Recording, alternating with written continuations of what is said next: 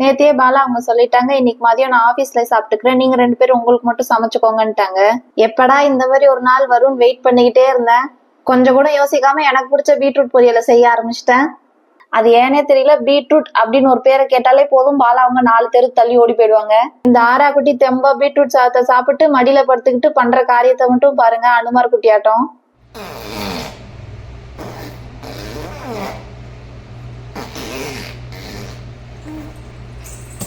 அதோட இன்னைக்கு ரொம்ப சந்தோஷமான விஷயம் நடந்தது.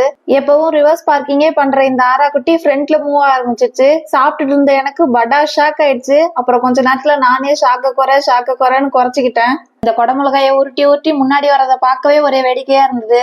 குடமிளகாயில தான் இவ்வளவு பெரிய சூட்சமா இருக்குன்னு தெரிஞ்சிருந்தா முன்னாடியே உருட்டி விட்டு இருந்திருப்பேன். கொஞ்ச நேரம் தான் சந்தோஷமா இருந்திருப்பேன். அதுக்குள்ள நெஞ்சு வலி வர மாதிரி மிக்சியை தட்டிட்டு நிக்கிறான். இனி இதை தூக்கி மேலதான் வைக்கணும். அவ்வளவுதான், நாளைக்கு பார்க்கலாம், பை.